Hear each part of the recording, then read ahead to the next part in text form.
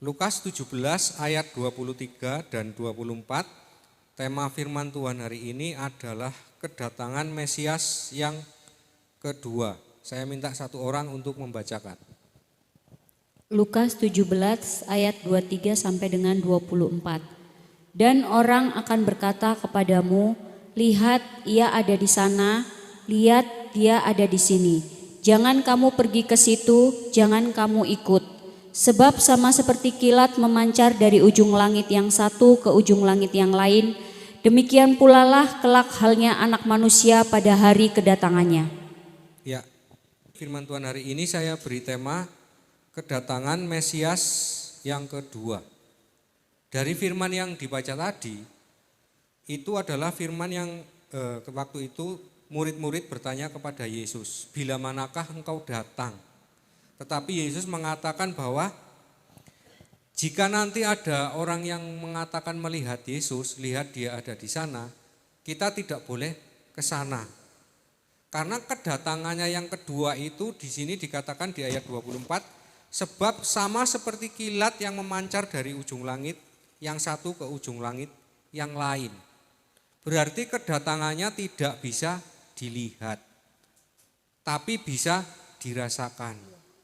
Nah, kedatangan ini mengawali nanti penyataan Mesias. Artinya Mesias nanti pada akhirnya akan menyatakan diri, tetapi pada kedatangannya ini mengawali sebelum Mesias menyatakan diri.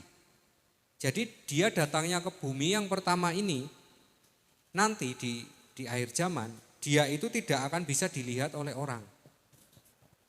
Terus kok dia datangnya seperti kilat yang memancar, itu maksudnya gimana? Dan untuk apa? Kenapa dia tidak langsung menyatakan dirinya? Matius 24 ayat 45 dan 46. Saya akan baca. Siapakah hamba yang setia dan bijaksana yang diangkat oleh tuannya atas orang-orangnya untuk memberikan mereka makanan pada waktunya. Berbahagialah hamba yang didapati tuannya melakukan tugasnya itu ketika tuannya itu datang. Jadi kedatangan Mesias yang pertama, itu yang datang itu adalah dia datang oleh Roh Kudus, makanya seperti kilat yang memancar. Belum menyatakan diri. Untuk apa dia datang? Dia datang adalah untuk memilih orang, mengumpulkan. Untuk diangkat menjadi apa? Di sini dikatakan, siapakah hamba yang setia dan bijaksana yang diangkat oleh tuannya atas orang-orangnya untuk memberikan mereka makanan pada waktunya.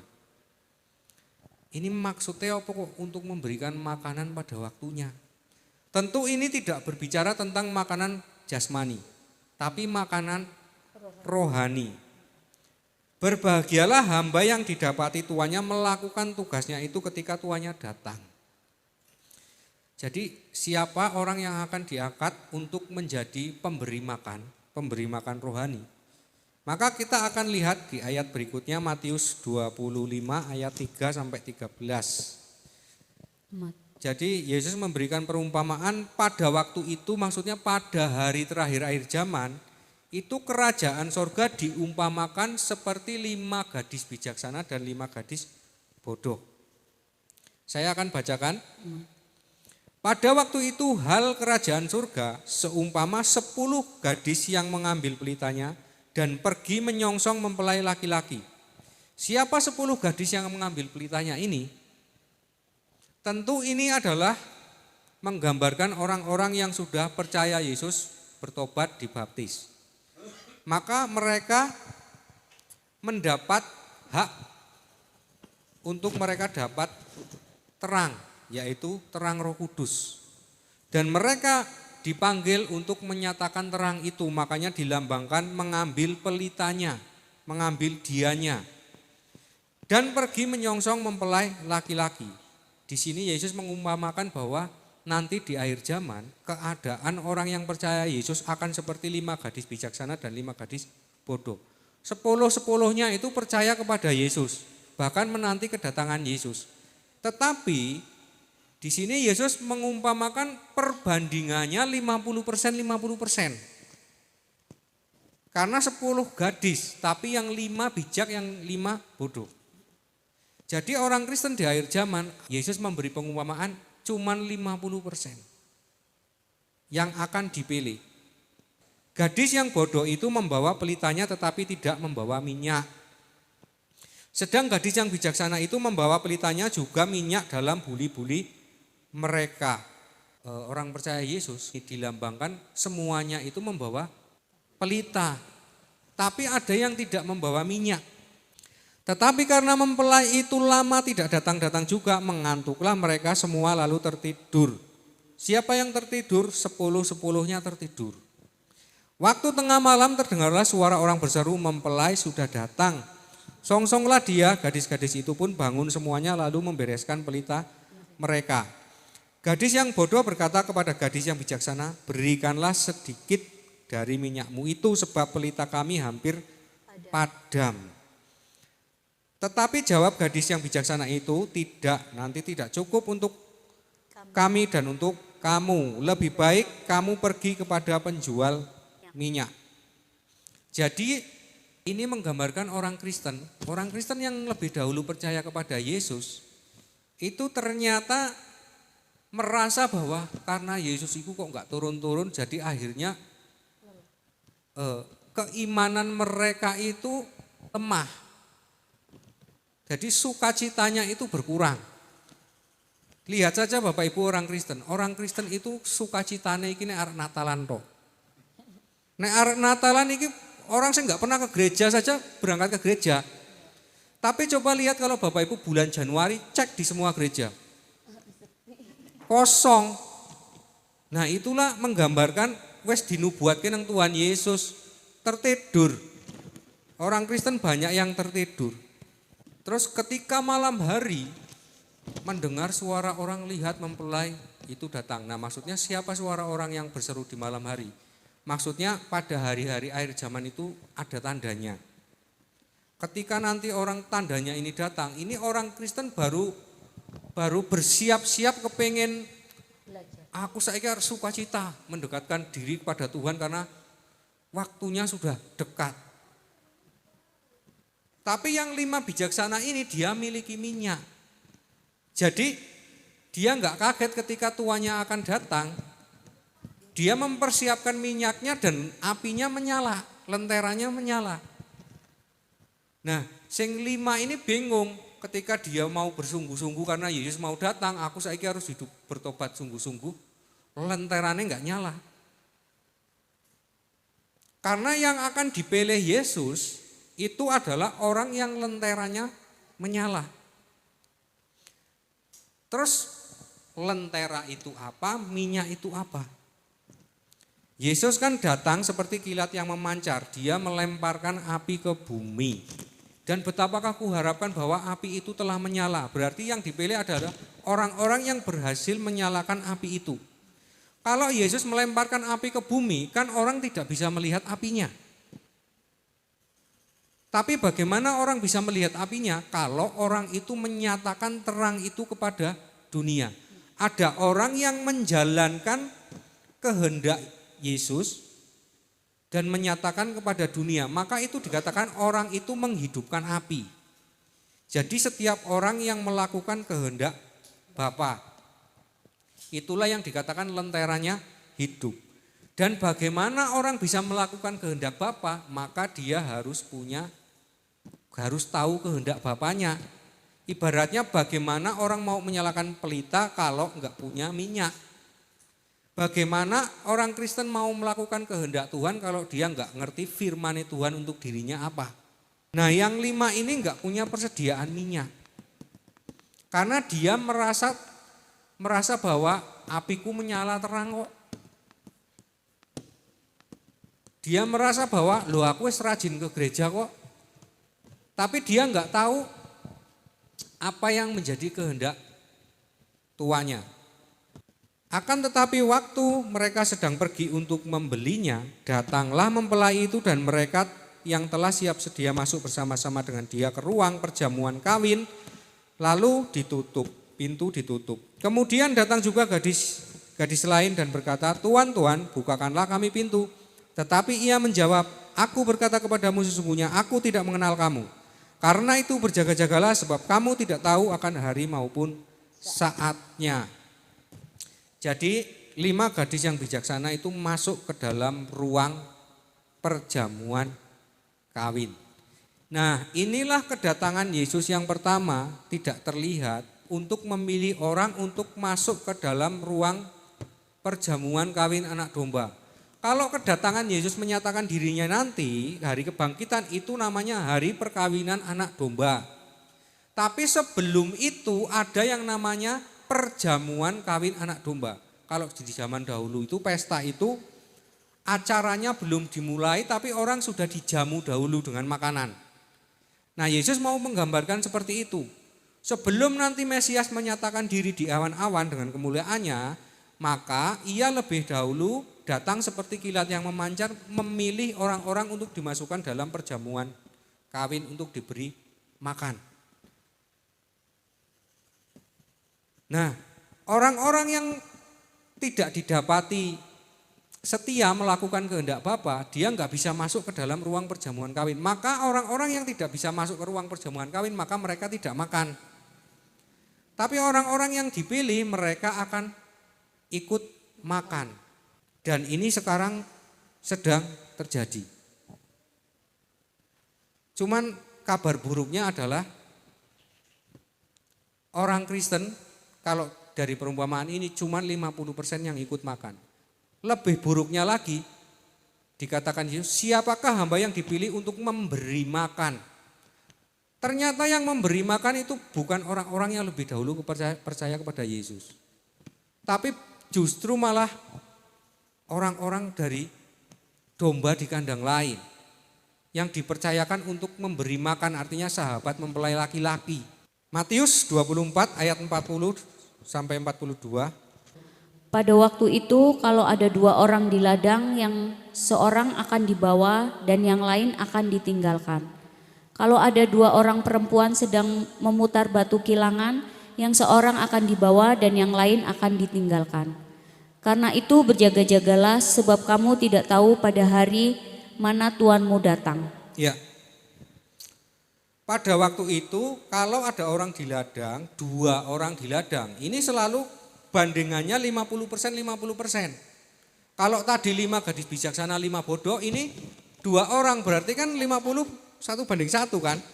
Orang yang sedang di ladang berarti sedang melakukan aktivitas pekerjaan dunia. Yang satu diambil, yang satu ditinggalkan. Nah, inilah maknanya bahwa yang satu diambil dimasukkan dalam perjamuan untuk menerima makan, yang satu ditinggalkan. Terus ada lagi, kalau ada 2 orang perempuan sedang memutar batu kilangan maksudnya sedang bekerja, yang seorang akan dibawa, yang lain ditinggalkan. Nah, bandingannya 1:1 lagi, yang seorang dibawa, yang lain ditinggalkan. Yang dibawa yang gimana, yang ditinggalkan yang gimana.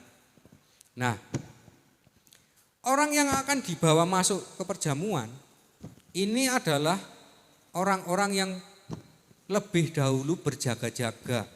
Makanya firman Tuhan ini dari perumpamaan 5 gadis bijaksana dan 5 gadis bodoh, pesan terakhirnya selalu berjaga-jagalah sebab kamu tidak tahu akan hari maupun saatnya.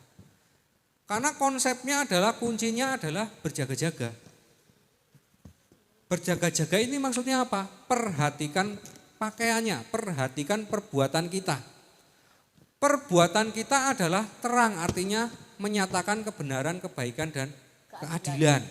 Kalau orang didapati sedang berjaga-jaga, artinya orang itu dalam perbuatannya itu menyatakan kebaikan, kebenaran, dan keadilan. Maka orang itu akan diambil, dimasukkan dalam perjamuan untuk menerima makanan. Dan kita bisa simpulkan dari firman Tuhan ini, berarti belum tentu di dalam suatu gereja itu semua akan dipanggil masuk ke dalam perjamuan. Karena akan dipilih. Dalam perumpamaan ini dikatakan sing satu diambil, sing satu ditinggalkan. Yang 5 bijak, yang 5 bodoh. Akan dipilih dan mereka akan dikumpulkan sesuai dengan Matius 7 ayat 21 dan 22. Silakan dibaca. Bukan setiap orang yang berseru kepadaku, Tuhan, Tuhan, akan masuk ke dalam kerajaan surga, melainkan dia yang melakukan kehendak Bapa-Ku yang di surga. Pada hari terakhir, banyak orang akan berseru kepadaku, Tuhan, Tuhan, bukankah kami bernubuat demi namamu dan mengusir setan demi namamu dan mengadakan banyak mujizat demi namamu juga. Pada waktu itulah aku akan berterus terang kepada mereka dan berkata, aku tidak pernah mengenal kamu, enyahlah daripadaku kamu sekalian pembuat kejahatan. Ya, bukan yang berseru kepadaku Tuhan, Tuhan. Berarti belum tentu orang yang ke gereja memuji Tuhan. Kan sama saja seperti itu. Akan masuk ke dalam kerajaan surga melainkan dia yang melakukan kehendak Bapakku yang di surga. Kehendak Bapa apa? Kita orang Kristen dipanggil dari gelap kepada terang untuk menyatakan terang, kebaikan, kebenaran, keadilan. Maka kita harus menyelidiki kehendaknya Bapa kepadaku itu apa? Wong bukan orang yang berseru yang diselamatkan tapi yang melakukan kehendak Bapa. Kehendaknya Bapa itu ada di dalam firman Tuhan. Nah kalau firman Tuhannya enggak pernah dibaca, apa kita tahu kehendak Bapa? Kan enggak ngerti. Dan orang Kristen itu merasa bahwa aku wis percaya Yesus berarti wis positif, selamat. Maka orang Kristen itu punya pengharapan yang sangat tinggi tetapi dia tidak melakukan apa yang dikehendaki Bapaknya. Karena mereka percaya bahwa aku wis percaya mendapat jaminan keselamatan. Tetapi di sini dikatakan pada hari terakhir banyak orang akan berseru kepadaku, Tuhan, Tuhan, bukankah kami bernubuat demi namamu? Mengusir setan demi namamu, mengadakan mukjizat demi namamu. Lah, maka masalahnya adalah kalau kita bernubuat demi nama Yesus, mengusir setan demi nama Yesus, mengadakan mukjizat demi nama Yesus, itu dikehendaki Bapa apa enggak? Karena apa yang kita lakukan itu harus pas dengan kehendak apa yang dikehendaki Bapa atas diri kita. Dan ini yang orang Kristen enggak paham. Jadi orang Kristen diberi, memang orang Kristen itu setiap orang yang percaya akan diberi tanda yang menyertai, yaitu mengusir setan demi namamu, bernubuat demi namamu, menyembuhkan orang sakit demi namamu. Tetapi kuasa itu tidak boleh kita gunakan dengan sembarangan. Artinya kita diberi kuasa, tetapi setiap kita akan menyatakan kuasa kita, itu kita harus dengar-dengaran sama Tuhan. Kita harus tahu iki orang sing layak ditolong, iki orang sing enggak layak ditolong. Nah itu kita harus tahu kehendak Bapa supaya kehendakku pas karo kehendak Bapa. Dan itu hanya bisa didapat, kita ngerti kalau kita ngerti kehendaknya Bapa. Kalau kita mau ngerti kehendaknya Bapa, kita harus baca firman-Nya Bapa. Belajar firman-Nya Bapa. Kita harus, kalau orang awam ngomongnya, kita harus minta petunjuknya Bapa. Ada orang Kristen yang doanya minta petunjuk?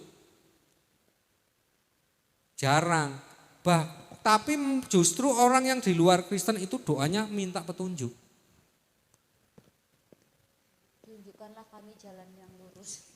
Orang Kristen enggak pernah, karena dia merasa bahwa jalanku wis bener, aku wis di dalam terang, maka dia jalan terus, enggak pernah minta petunjuk. Tapi si iblis pinter, wong sing ora iso disesatke, wis merasa jalannya benar, dilabas kesisan. Akhirnya saatnya belok dia enggak belok. Nah itu yang terjadi kepada orang Kristen. Orang yang tersesat dia doane tunjukkanlah kami jalan. Lah Yesus akan menunjukkan ini. Karena dia minta, akhirnya dia minta jalan. Ketika orang yang tersesat kembali kepada jalan yang lurus, karena dia kebiasaan dari awal minta petunjuk, akhirnya dia selalu dapat petunjuk, akhirnya sing menyertai dia adalah Roh Kudus. Tapi orang Kristen wis dapat Roh Kudus dari awal. Berarti aku wis terang, yo jalan orang Kristen.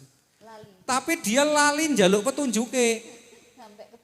Dia keluar dari terang melakukan dosa. Dipikirnya terang ini selalu bersama dia. Nah terang ini hilang. dia jalan terus akhirnya bablas. Nah, itu yang terjadi. Matius 24 ayat 9 sampai 14. Pada waktu itu kamu akan diserahkan supaya disiksa, dan kamu akan dibunuh dan akan dibenci semua bangsa oleh karena namaku. Dan banyak orang akan murtad dan mereka akan saling menyerahkan dan saling membenci. Banyak nabi palsu akan muncul dan menyesatkan banyak orang.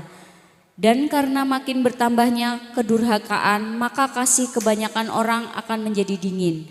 Tetapi orang yang bertahan sampai pada kesudahannya akan selamat.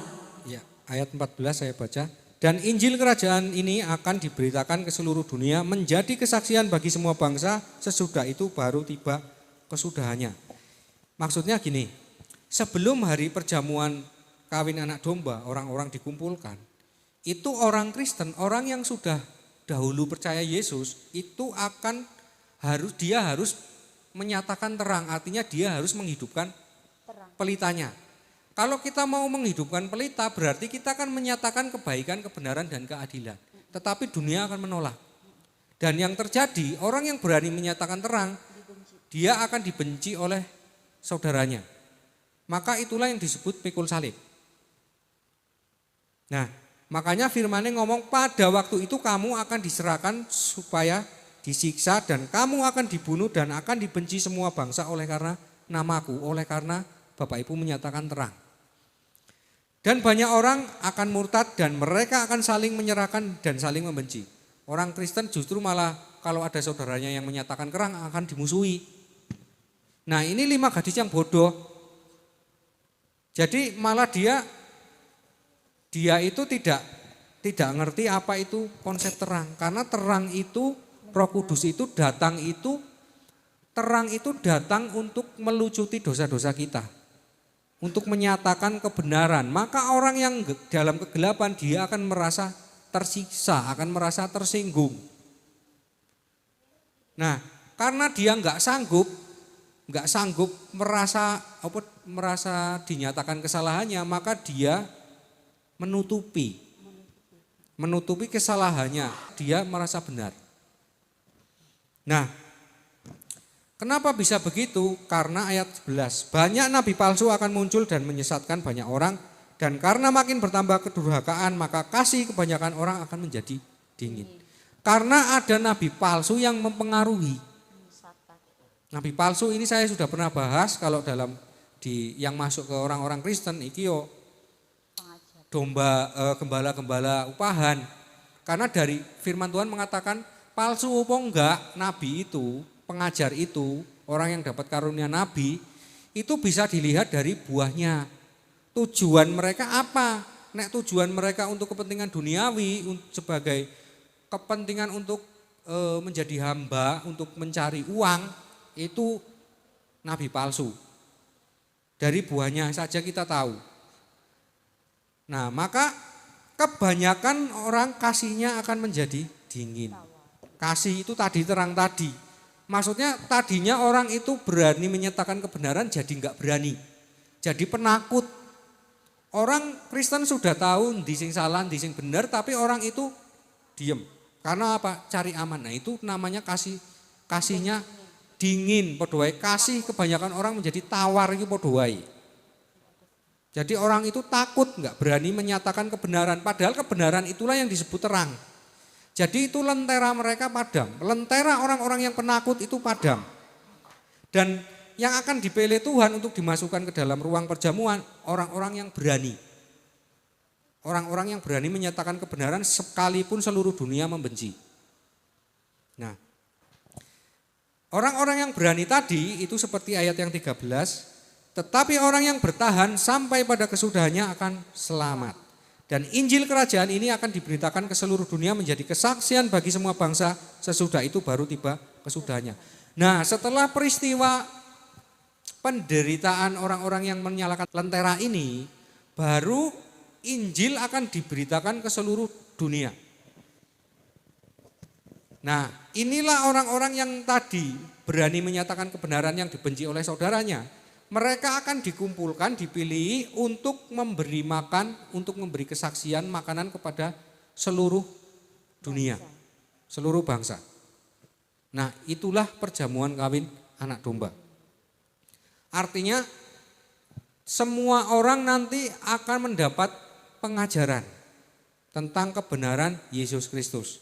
Tetapi orang-orang yang tadi yang tertinggal, orang-orang yang enggak berani menyatakan kebenaran, orang-orang yang penakut, orang-orang yang menutupi kesalahan, orang-orang yang menentang kebenaran, mereka akan tertinggal. Mereka akan mendengar tapi tidak mengerti, melihat tapi tidak melihat. Jadi mereka enggak ngerti ajaran Kristen, mereka pokoknya taunya ya secara lahiriah mereka menjalankan ibadah mereka, tetapi hati mereka jauh dari Allah. Nah, karena tadi yang terpilih itu kuotanya cuma 50% dari orang yang percaya kepada, orang yang lebih dahulu percaya Yesus, itu yang dipilih dari perumpamaan tadi cuma 50%. Nah, untuk menggenapi kekurangannya, Yesus ngambil dari Matius 19 ayat 29 dan 30. Silakan dibaca. Dan setiap orang yang karena namaku meninggalkan rumahnya, saudaranya laki-laki, saudaranya perempuan, bapak atau ibunya, anak-anak atau ladangnya, akan menerima kembali 100 kali lipat dan akan memperoleh hidup yang kekal. Tetapi banyak orang yang terdahulu akan menjadi yang terakhir, dan yang terakhir akan menjadi yang terdahulu. Bapak Ibu bisa cek firman Tuhan ini kebenarannya. Bapak Ibu bisa tes kepada orang. Orang Kristen diberi firman Tuhan yang dibaca tadi ayat 29 enggak ngerti artinya.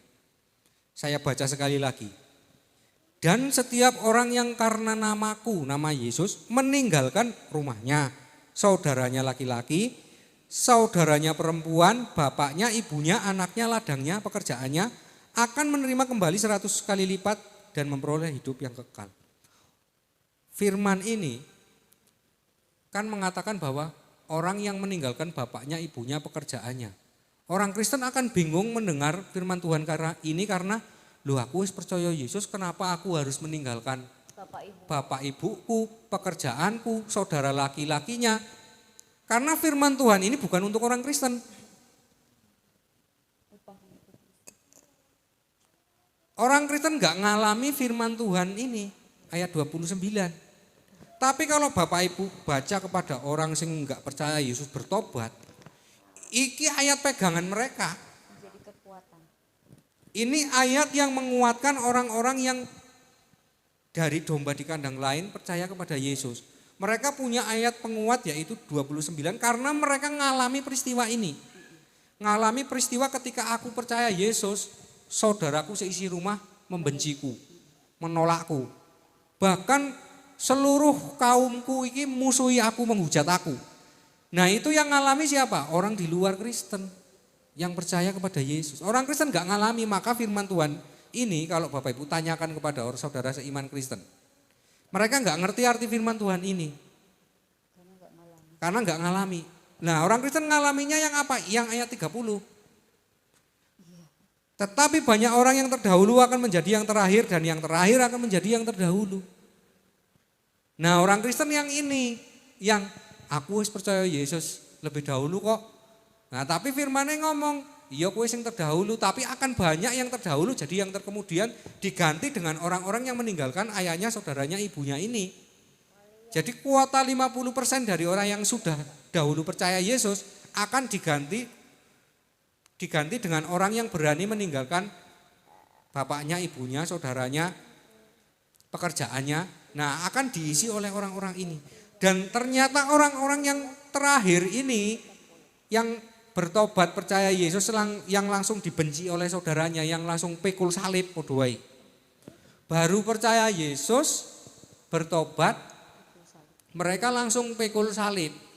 Tapi yang heran ketika mereka pikul salib mereka kuat. Beda dengan orang Kristen.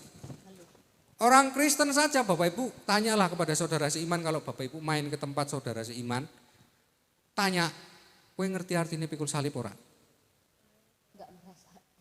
Enggak ngerti orang Kristen artinya pikul salib. Orang yang dari kandang lain wis ngerti. Padahal orang Kristen itu sudah berapa lama di dalam gereja mendengarkan firman Tuhan. Dia nggak ngerti artinya sangkal diri pikul salib. Tapi orang-orang yang baru percaya, baru bertobat, dia ngerti bahwa setiap orang yang mengikut aku harus menyangkal dirinya memikul salibnya. Dia punya kewajiban. Berarti aku nek melu Yesus itu aku harus siap ditolak oleh saudaraku. Aku harus siap mikul salib. Bahkan mereka itu keberanian mereka luar biasa, bahkan bukan hanya mikul salib. Tetapi mereka merasa bahwa mereka harus memberi pertanggungjawaban iman dan mereka harus menjadi terang untuk semua bangsa.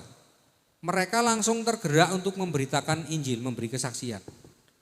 Orang Kristen belum tentu. Karena orang Kristen yang penting taunya, ya yang penting aku minggu menggereja lah, ngono. Akhirnya ketinggalan firman Tuhan nubuatan Yesus Kristus itu terbukti. Yang terdahulu jadi yang terkemudian. Dan ini sekarang sudah terjadi.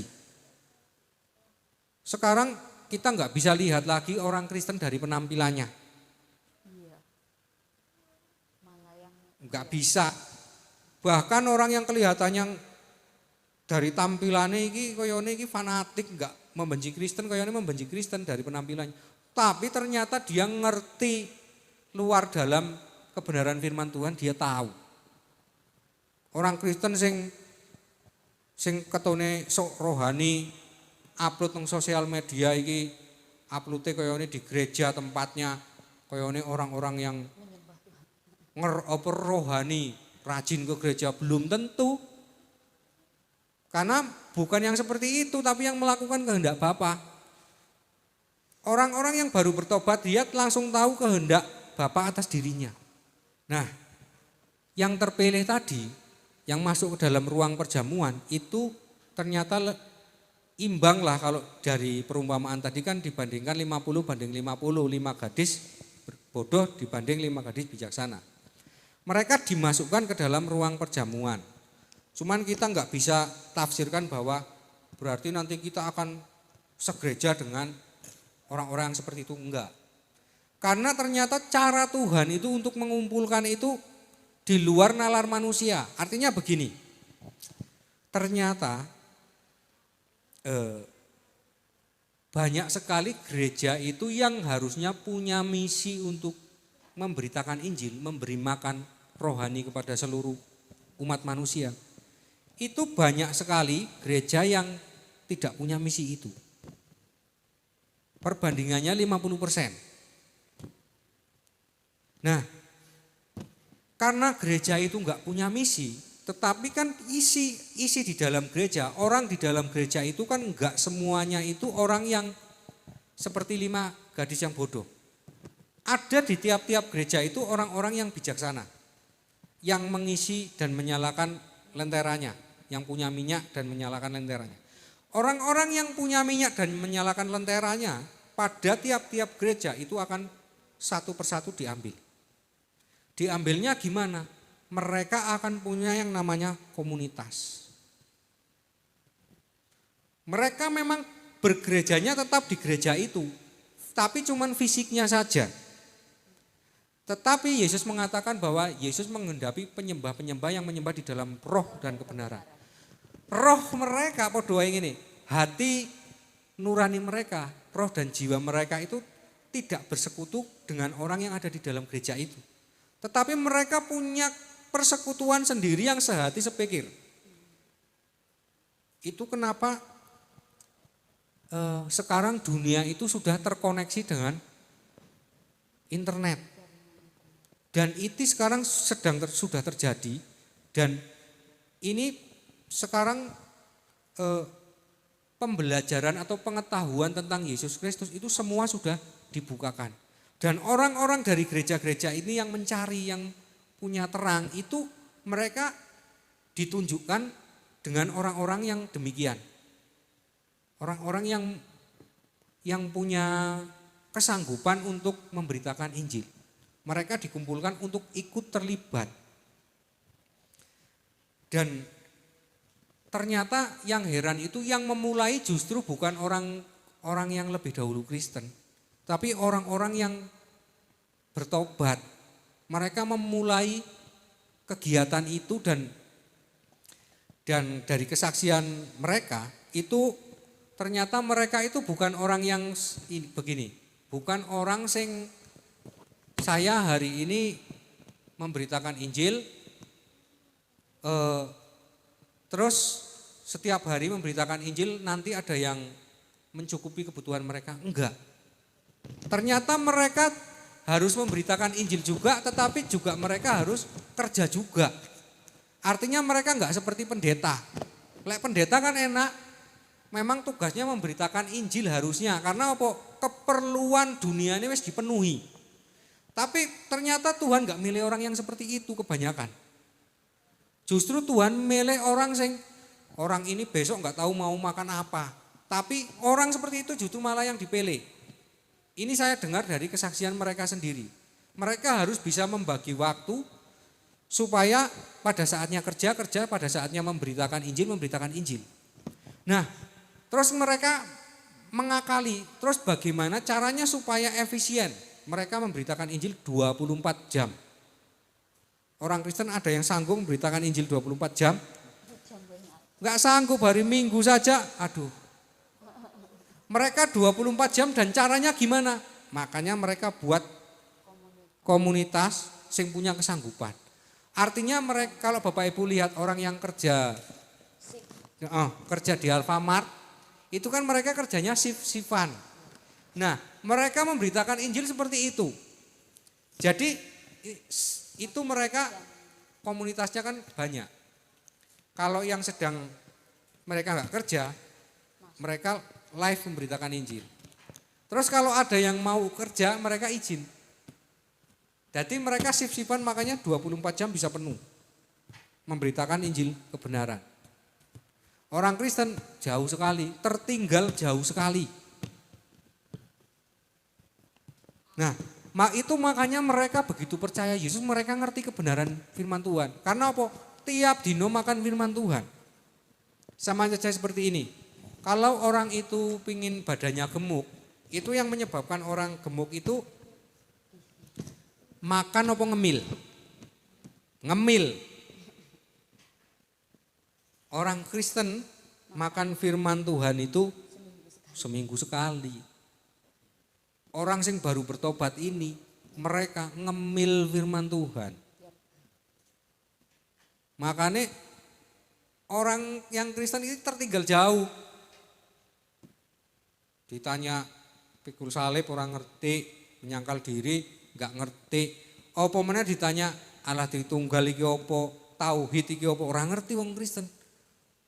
Orang yang baru bertobat mereka mengerti karena mereka itu selalu minta petunjuk. Dan Tuhan menunjukkan dengan siapa mereka harus bersekutu. Karena di dalam gereja itu sekarang susah mencari yang namanya pengajaran, pengenalan tentang Yesus Kristus. Inilah yang dialami 5 gadis bodoh di dalam gereja. Mereka pada saatnya Yesus akan menyatakan diri, mereka baru mau belajar mengenal Yesus Kristus, telat. Jadi ketinggalan. Sekarang kita buka Wahyu 19 ayat 7 sampai 9. Nah, inilah orang-orang yang diundang masuk ke dalam perjamuan kawin anak domba. Marilah kita bersukacita dan bersorak-sorai dan memuliakan Dia, karena hari perkawinan anak domba telah tiba dan pengantinnya telah siap sedia. Dan kepadanya dikaruniakan supaya memakai kain lenan halus yang berkilau-kilau dan yang putih bersih. Lenan halus itu adalah perbuatan-perbuatan benar dari orang-orang kudus. Lalu ia berkata kepadaku, tuliskanlah, berbahagialah mereka yang diundang ke perjamuan kawin anak domba. Katanya lagi kepadaku, perkataan ini adalah benar, perkataan-perkataan yang dari Allah. Ya, firman Tuhan tadi mengatakan bahwa marilah kita bersukacita dan bersorak-sorai dan memuliakan Tuhan. Karena hari perkawinan anak domba telah tiba. Maksudnya yang ini, di dalam hari perkawinan anak domba yang tiba itu ada proses yang mengawali, ada acara yang mengawali, yaitu perjamuan kawin. Kita dijamu dahulu. Siapa yang dijamu? Di sini dikatakan, dan kepadanya dikaruniakan supaya memakai kain lenan halus yang berkilau-kilauan dan putih bersih. Orang yang diberi karunia, maksudnya orang-orang tadi yang berani menyatakan kebenaran, mereka itu kalau kita ngomong orang yang kudus kan enggak ada orang yang kudus. Tapi Bapak Ibu, orang yang berani menyatakan kebenaran, itu mereka akan dikuduskan. Makanya firman-Nya ngomong, kepadanya dikaruniakan supaya memakai kain lenan halus. Kain lenan halus ini apa? Kain lenan halus itu adalah perbuatan-perbuatan yang benar. Ya kan? Maka orang yang berani mengatakan kebenaran, saiki kowe tak bener kita kayak kain lenan halus. Yesus mengakui dia di hadapan Bapa. Nah, lalu ia berkata kepadaku, tuliskanlah, berbahagialah mereka yang diundang ke dalam perjamuan kawin anak domba. Orang-orang tadi yang dikaruniai. Berbahagialah mereka yang diundang ke dalam perjamuan kawin. Lanjutannya ayat 11. Lalu aku melihat surga terbuka, sesungguhnya ada seekor kuda putih, dan ia yang menungganginya bernama Yang Setia dan Yang Benar. Ia menghakimi dan berperang dengan adil, dan matanya bagaikan nyala api. Di atas kepalanya terdapat banyak mahkota, dan padanya ada tertulis suatu nama yang tidak diketahui seorang pun kecuali ia sendiri. Dan ia memakai jubah yang telah dicelup dengan darah, dan namanya ialah Firman Allah. Dan semua pasukan di surga mengikuti dia. Mereka menunggang kuda putih dan memakai lenan halus yang putih bersih. Dan dari mulutnya keluarlah sebilah pedang tajam yang akan memukul segala bangsa, dan ia akan mengembalakan mereka dengan gada besi, dan ia akan memeras anggur dalam kilangan anggur, yaitu kegeraman murka Allah yang Maha Kuasa. Ya. Lalu aku melihat surga terbuka, sesungguhnya ada seekor kuda putih. Kuda putih ini apa? Kuda putih ini lambang manusianya tadi yang dipilih. Manusia-manusia tadi yang berani menyatakan kebenaran, itu dipilih untuk dijadikan kuda putih. Kuda putih yang namanya juga kuda berarti akan ditunggangi. Siapa yang menunggangi? Yang setia dan yang benar. Ia menghakimi dan berperang dengan adil. Berarti siapa yang menghakimi? Kuasa Yesus Kristus. Dia menunggangi orang-orang yang masuk dalam perjamuan tadi untuk menghakimi. Makanya tanda bahwa peristiwa ini terjadi adalah kalau kebenaran firman Tuhan itu diberitakan ke seluruh dunia, maka akan terjadi yang namanya firman sing bener karo firman sing salah itu akan diuji. Karena ada yang Yesus menunggangi, akan dinyatakan firman kebenaran firman Tuhan, rahasia kebenaran ini akan dibukakan semua. Dan ajaran-ajaran yang palsu itu akan dihakimi. Dan ini sekarang sedang terjadi. Tapi saya katakan belum selesai. Sekarang ini sedang terjadi banyak orang-orang yang ditunggangi menjadi kuda putih ini untuk menyatakan kebenaran. Dan dari mulutnya keluarlah sebilah pedang tajam yang akan memukul segala bangsa, dan ia akan menggembalakan mereka dengan gada besi, dan ia akan memeras anggur dalam kilangan. Dari mulutnya keluar sebilah sabit tajam, karena memang peperangan di akhir zaman itu tidak lagi peperangan fisik. Peperangan ini adalah peperangan dari mulut, karena akan menyatakan mana yang benar dan mana yang salah. Dan orang-orang yang menjadi kuda putih ini mereka nggak bisa dikalahkan. Karena apa? Karena mereka bicara pakai data. Sepandai-pandainya orang berkhotbah, orang ngomong, akan kalah dengan orang yang ngomongnya pakai data. Karena kalau pakai data itu kebenarannya teruji, ada saksinya. Makanya firman Tuhan dari Kejadian sampai Wahyu, itu semua itu saksi hidupnya itu jelas. Dan tidak cuma satu, Injil ditulis oleh kesaksian para rasul, saksinya banyak. Buku sejarah mencatat Jadi pada akhirnya nanti fungsinya ini pada akhirnya nanti orang akan tahu endi kitab sing bener, endi kitab sing palsu. Mereka akan menggembalakan dengan gada besi dan memeras anggur dalam kilangan. Menggembalakan dengan gada besi ini maksudnya seperti ini. Kalau domba itu digembalakan kan nurut. Jadi enggak perlu dipukul dengan tongkat. Tapi kalau kambing enggak nurut, mereka harus dipukul supaya nurut. Makanya menggembalakan dengan gada besi. Maka mereka itu akan seperti Yohanes Pembaptis ngomong karo pemungut cukai, nek pemungut cukai gelem bertobat, dia lemah lembut. Tapi Yohanes Pembaptis ngomong sama orang Farisi, hai kamu keturunan ular beludak. Nah inilah yang dikatakan gada besi.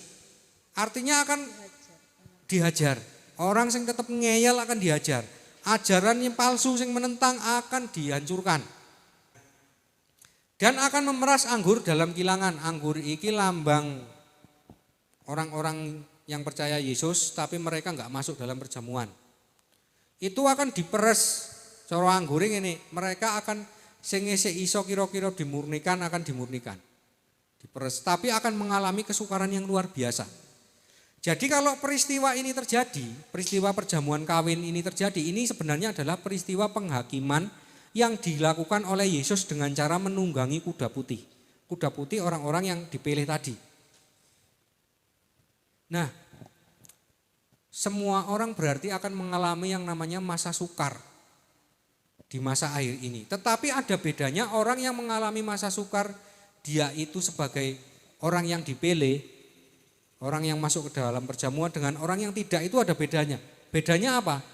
Kalau orang-orang yang di dalam Tuhan, yang dipilih Tuhan, mereka itu kalau secara duniawi mungkin mereka akan sama-sama mengalami kesukaran seluruh umat. Tetapi secara rohani mereka kenyang. Kenyang oleh kebenaran firman Tuhan. Dan akhirnya sekalipun mereka dalam kesukaran hidup, kesukaran jasmani, tetapi rohani mereka sukacita, tenang. Mereka punya yang namanya pengharapan.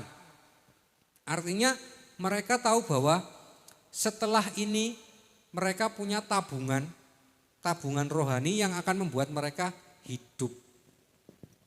Tetapi orang-orang yang lain yang mengalami masa sukar tetapi tidak di dalam Tuhan, tidak di dalam ruang perjamuan, mereka enggak punya pengharapan. Mereka cuma punya apa? Iman mereka punya. Tapi pengharapan mereka enggak punya. Kasih mereka salah-salah. Nah, inilah yang membedakan. Nah, baru mereka akan teringat firman Tuhan yang Yesus mengatakan bahwa apa gunanya orang memiliki dunia tetapi kehilangan nyawanya. Karena ketika masa sukar tiba itu adalah masa penghakiman. Orang yang bertahan akan dipilih. Jadi kalau kita mengalami masa sukar, terima saja itu sebagai penghakiman untuk kita. Tetapi kita harus tetap sukacita melakukan kehendak Tuhan. Tetapi orang sing enggak tahan, mereka akan berontak. Akhirnya mereka mencari solusi jalan keluar menurut kehendaknya sendiri. Menurut apa yang mereka anggap benar.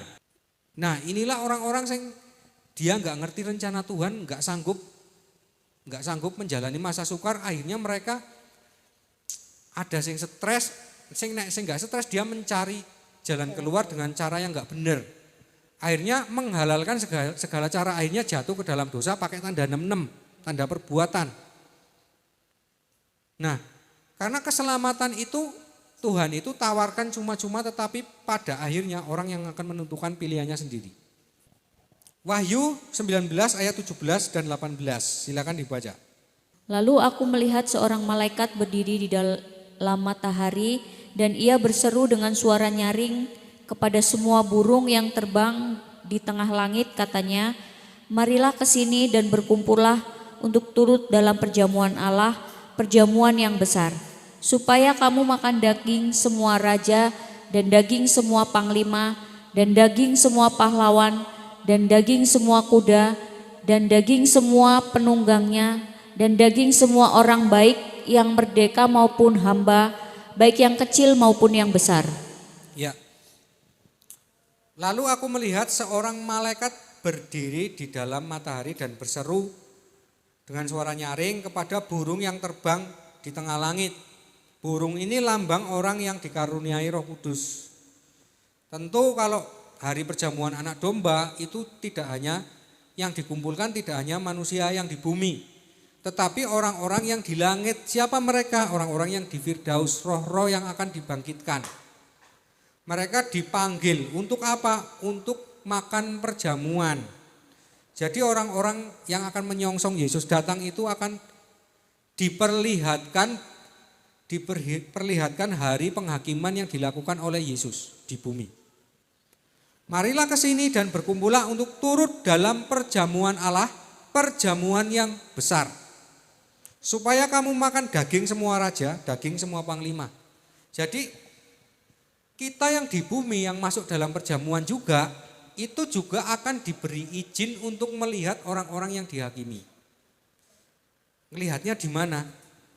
Nah, inilah yang saya katakan firman Tuhan, orang-orang yang menang itu diletakkan di dalam, berdiri di tepi lautan kaca. Tapi lautan kacanya enggak saya sampaikan di sini karena tidak semua firman harus disampaikan ke semua orang. Jadi kita akan diizinkan kalau Bapak Ibu itu termasuk orang yang ikut dalam perjamuan. Yang pertama cirinya adalah Bapak Ibu akan kenyang dengan firman Tuhan.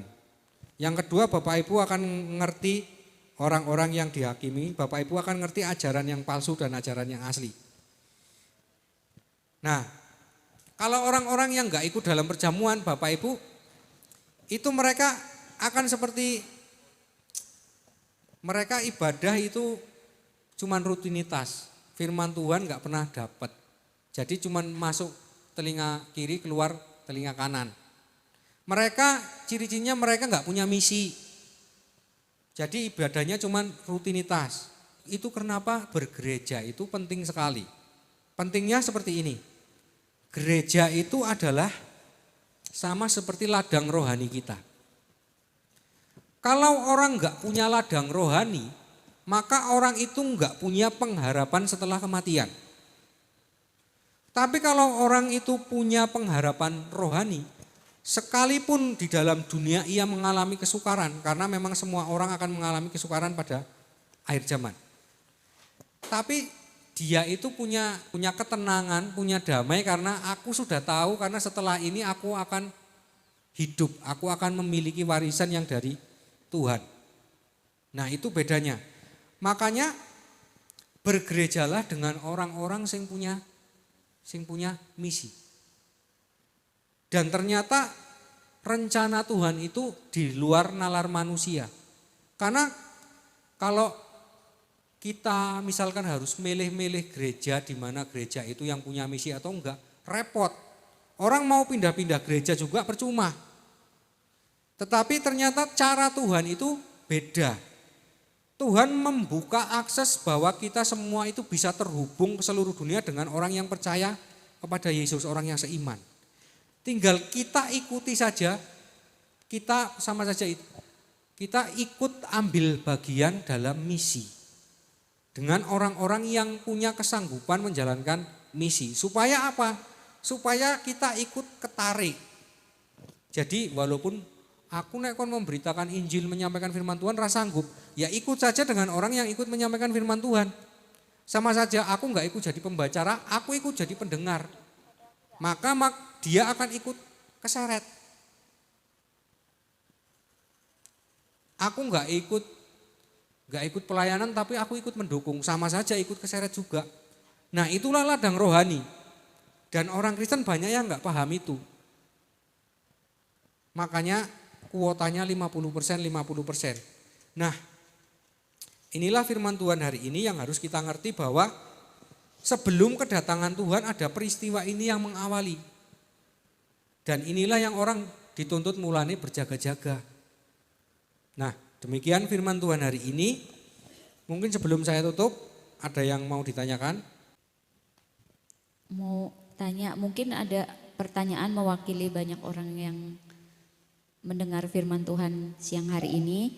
Bagaimana caranya sebagai itu kan kalau firman Tuhan katakan ada 5 gadis bijaksana, 5 gadis bodoh. 5 gadis bijaksana memiliki minyaknya. Nah, orang-orang itu banyak yang tidak mengerti bagaimana membuat itu minyak itu tetap ada supaya nyalanya itu, terangnya itu tetap menyala gitu kan. Banyak orang karena sudah merasa menjadi terang, ya udah tidak perlu menjaga, makanya di akhirnya itu menjadi gadis-gadis yang bodoh karena mereka kehilangan minyak. Untuk menjaga minyaknya itu supaya tetap memiliki cadangan minyak itu bagaimana caranya? Ya, kalau orang di luar, orang yang belum percaya, mereka akan mendapatkan minyak kalau mereka minta petunjuk. Tapi kalau orang yang sudah Kristen, mereka nggak pernah doa minta petunjuk, makanya nggak pernah dapat minyak. Bagaimana orang-orang yang sudah percaya Yesus itu mendapatkan minyak kalau mereka itu bersekutu dengan orang yang minyaknya banyak? Sama saja seperti ini, sama seperti ragi. Misalkan seorang anak, koncone iki wong pinter kabeh, anak itu lama-lama akan pinter. Karena apa? Yo temannya pinter kabeh akan membagi kepintarannya. Nah, sama saja kita kalau kepingin punya minyak, yo dolan karo wong sing minyaknya akeh. Maka apa? Wong sing minyaknya akeh iku akan melimpahkan minyaknya. Karena minyak itu harus dinyalakan, dan orang yang punya minyak banyak itu akan menyalakan. Nah, dari nyala itu orang akan dapat minyak, akan tahu kehendak Bapaknya. Lah kalau orang main ke tempat orang sing diobrolke mung dunia terus, ya orang itu nggak pernah ngisi minyak. Dan itu yang terjadi kepada orang-orang Kristen. Nggak semua, tapi banyak. Orang nggak senang lagi ngomongkan kebenaran firman Tuhan. Padahal itu ngisi minyak. Dengan kita sharing firman Tuhan, membicarakan kebenaran firman Tuhan, kita jadi tahu kehendak Tuhan atas diri kita. Kita jadi kuat karena, oh aku mengalami masa sukar pencobaan berarti aku kudu kuat. Justru di dalam kesukaran aku harus semakin semangat. Tetapi orang-orang yang enggak punya dapat minyak seperti itu, dia enggak dapat kekuatan. Maka dia akan ketika dapat datang kesukaran, dia akan menyalahkan Tuhan. Dan yang lebih parah kalau sampai dia itu, aku tak mencari solusi jalan keluar sendiri. Minta kepada orang petunjuk di luar Tuhan, nah itu bahaya.